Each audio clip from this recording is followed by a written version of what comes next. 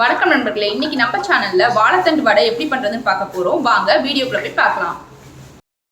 வாழைத்தண்டு வடை செய்ய ஒரு வாழைத்தண்டு, அரை கப் பொட்டுக்கல்ல, மஞ்சத்தூள், மிளகாத்தூள், உப்பு, 3 பச்சை மிளகா. முதல்ல நான் வாழைத்தண்டை சின்ன சின்னதாக நறுக்கி அதில் கொஞ்சமாக தயிர் மஞ்சத்தூள் போட்டு வச்சுருக்கேன். அது எதுக்குன்னா வாழைத்தண்டு நம்மளுக்கு கருக்காமல் இருக்கும்.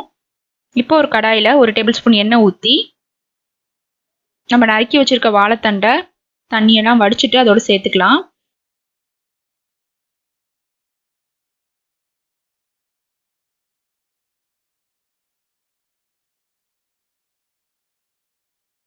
இதை நல்லா வதக்கி எடுத்துக்கலாம். அதில் உள்ள தண்ணியெல்லாம் போகிற அளவுக்கு நல்லா வதக்கி எடுத்துக்கலாம். அது வதங்கிட்டு இருக்க கேப்பில் நம்ம மிக்சியில் எடுத்து வச்ச பொட்டுக்கல்லையை அரைச்சிட்டு வந்துடலாம்.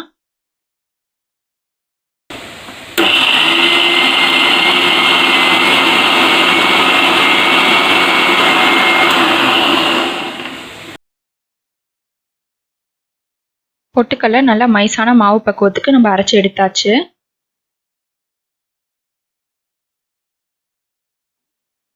இப்போ பார்த்தீங்கன்னா வாழைத்தண்டில் உள்ள தண்ணியெலாம் வெளியில் வாழைத்தண்டு நல்லா வதங்கிருச்சு.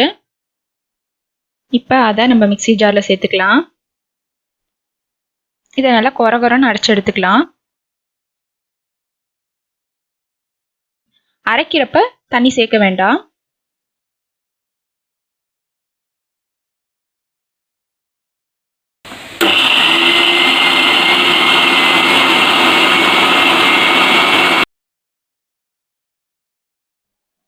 இப்போ நல்லா கொர நம்ம அரைச்சி எடுத்துட்டோம்.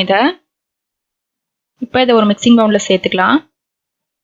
இதோட நம்ம அரைச்சி எடுத்து வச்சிருக்க பொட்டுக்கடலை மாவை கொஞ்சமாக சேர்த்துக்கலாம். ஃபஸ்ட்டு நறுக்கின பச்சை மிளகா, தேவையான அளவு உப்பு, கொஞ்சமாக மிளகாத்தூள், ஒரு 1/4 டீஸ்பூன் போல் மிளகாத்தூள். நம்ம ஆல்ரெடி பச்சை மிளகா சேர்த்துருக்கோம், அதனால மிளகாத்தூள் பார்த்து சேர்த்துக்கோங்க. இல்லை மிளகாத்தூள் சேர்க்காம கூட செஞ்சுக்கலாம். நம்ம இன்னும் கொஞ்சம் பொட்டுக்கடலை சேர்த்து மிக்ஸ் பண்ணி பார்க்குறோம். வடை தட்டுற பக்குவத்துக்கு வர வரையும் நம்ம பொட்டுக்கடலை மாவை கொஞ்சம் கொஞ்சமாக சேர்த்து மிக்ஸ் பண்ணிக்கலாம். நீங்கள் கையில் எடுத்து தட்டு பார்த்தீங்கன்னா அந்த ஈரப்பதம் இல்லாமல் வடை தட்டுற பக்குவத்துக்கு வந்துச்சுன்னா நம்ம பொட்டுக்கடலை மாவு சேர்க்கறத நிறுத்திக்கலாம். சப்போஸ் ஈரப்பதமாக இருந்துச்சுன்னா இன்னும் கொஞ்சம் பொட்டுக்கடலை மாவு சேர்த்துக்கோங்க. பார்த்தீங்களா, நல்லா வடை தட்டுற பக்குவத்துக்கு இது இருக்குது. கொஞ்சமாக மஞ்சத்தூள் சேர்த்துக்கலாம். ஒரு 1/4 டீஸ்பூன் போல் சேர்த்துக்கலாம் மஞ்சத்தூள்.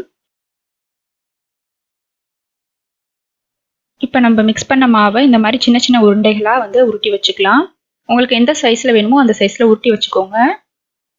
இந்த மாதிரி உருட்டி வச்சுட்டு நம்ம எண்ணெயில் போடுறப்ப சும்மா இந்த மாதிரி தட்டி போட்டுடலாம்.